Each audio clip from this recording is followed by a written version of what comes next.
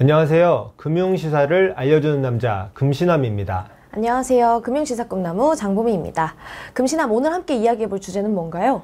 오늘의 주제는 7, 8년 전 혜성처럼 등장했으나 소리 소문 없이 사라진 애플리케이션 스카이프에 대해 이야기해볼까요? 스카이프요? 사실 이름은 많이 들어봤는데요. 저도 사용해본 적 없어요. 네? 스카이프. 사용해본 적이 없다고요? 네. 제가 대학생일 때는 통화 앱에서 스카이프가 독보적인 1위였는데요. 진짜 세대 차이가 좀 실감나네요. 네. 요즘에는 스카이프 쓰는 사람 거의 없는 것 같아요. 뭐 줌이나 팀즈, 아니면 왓츠앱이 스카이프의 자리를 채우고 있죠. 그쵸. 20년 전 스카이프가 무료로 음성통화나 뭐 화상통화를 상용화했던 어플이라는 것은 역사적으로 알고 있습니다. 근데 요즘은 그런 어플들이 워낙 잘 되어 있으니까요. 뭐 놀라울 게 없는데 7, 8년 전이면 뭐 파격적인 어플리케이션이었을 것 같다는 생각은 듭니다. 그 이 어플리케이션을 처음 개발한 건 어떤 분이셨나요? 스카이프는 에스토니아에서 니콜라스 젠스트롬, 야누스 프리즈 등 에스토니아 개발자에 의해서 만들어졌는데요. 2003년 8월에 처음 출시됐습니다. 2000년대 초반 국제요금은 정말 비쌌는데요. 스카이프가 인터넷을 이용해 음성전화를 할 수 있는 혁신적인 방법을 고안해내면서 기존 국제전화 요금의 10분의 1도 안 되는 가격으로 통화를 할 수 있게 만들었죠. 와, 그 시절에 타국에서 살았던 사람들에겐 진짜 한 줄기 빛과 같은 어플리케이션이었겠네요. 그렇죠. 저도 외국에 있을 때 네. 굉장히 많이 사용했는데요. 특히 유학생, 장거리 커플들은 필수로 사용하는 어플이었습니다. 그리고 또 원어민과 언어 교류를 하면서 어학을 향상시키고 싶은 사람들에게도 엄청난 인기를 끌었죠. 혁신적인 서비스를 제공한 덕분에 스카이프는 어플이 출시된 지 1년 만에 1,100만 명이라는 어마어마한 이용자를 확보했습니다. 그리고 이듬해인 2005년 이베이는 전재상거래와 스카이프를 연결하려는 목적으로 스카이프를 26억 달러, 한국 돈으로 하면은 3.3조 원 정도 되죠. 이 금액에 인수를 했습니다. 엄청난 금액이 인수가 됐는데 이 인수하고 난 뒤에 스카이프엔 어떤 변화가 있었나요? 스카이프는 이베이의 전폭적인 지원 아래 안정적으로 성장했습니다.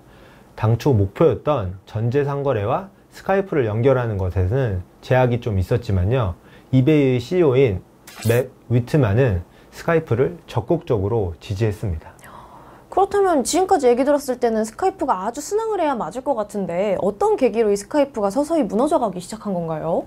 스카이프는 뭐 나쁘지 않았는데요. 근데 문제는 맷 위트만 다음의 CEO인 존 도나유가 부임한 2008년을 기점으로 점차 하락하기 시작했습니다. 존 도나유는 이전의 CEO와는 완전히 다른 입장이었는데요. 공개적으로는 이베이에 도움이 되지 않는 스카이프를 매각해야 된다고 입장을 밝히기도 했습니다. 결국 스카이프는 2011년에 마이크로소프트에 매각되는데요. 당시 마이크로소프트가 스카이프를 매입한 금액은 85억 달러입니다. 하나로 환산하면은 이 금액은 11조 원이죠. 당시에 서울시 예산이 15조였는데요. 그걸 견주어 보면은 마이크로소프트가 스카이프를 얼마나 가치 있게 생각했는지 좀 가늠이 되실 거라고 생각합니다. 정말 그렇네요. 아니 근데요, 서울시 예산이랑 견줄 정도의 돈을 주고 사갔으면 스카이프가 더욱 발전해야 할 것 같은데 결과적으로는 역사의 뒤안길을 걷고 있다는 거잖아요.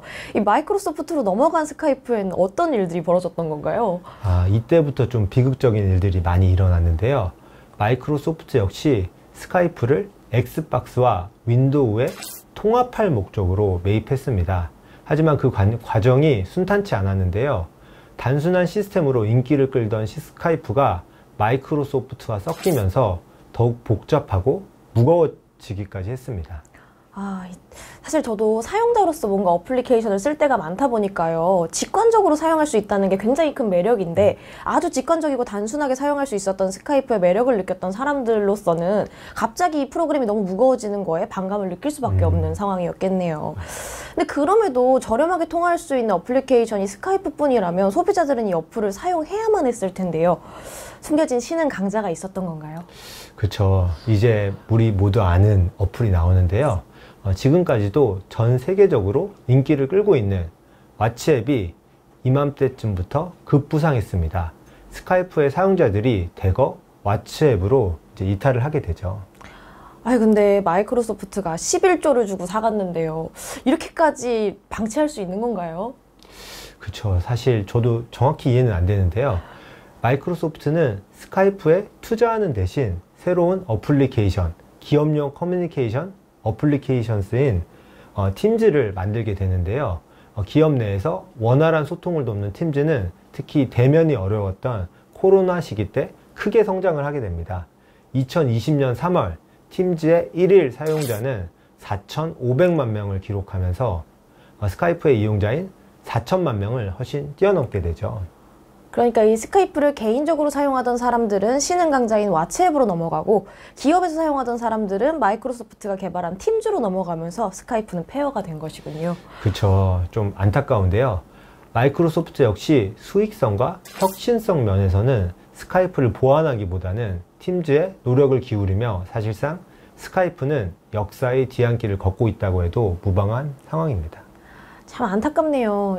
모든 역사에 만약은 없는 거라지만 소비자의 마음을 따라가기에 너무 무겁고 절차가 까다로운 대기업들에 인수되지 않고 이 스카이프가 계속 단순한 프로그램을 유지하고 있었다면 지금과 상황이 좀 달랐을까요? 글쎄요. 이게 과거의 일이기 때문에 사실 정확히 어떤 일이 벌어졌을지는 모르는데요. 이 스카이프를 유용하게 사용했던 사용자로서 저도 이 상황이 굉장히 안타깝습니다. 스카이프의 구성과 마이크로소프트 내에서의 입지, 경쟁 상품을 고려해 본다면 스카이프가 과거의 위상을 회복하는 것도 조금 어려운 상황이 아닐까라고 보여집니다. 아, 참 안타까운 마무리네요. 오늘은 이 과거 국제전화의 대체제로서 혁신적인 기술을 바탕으로 등장했었던 스카이프의 흥망성쇠를 주제로 대화 나누어 보았습니다. 오늘의 주제가 도움이 되셨다면 앞으로도 많은 관심 부탁드리겠습니다.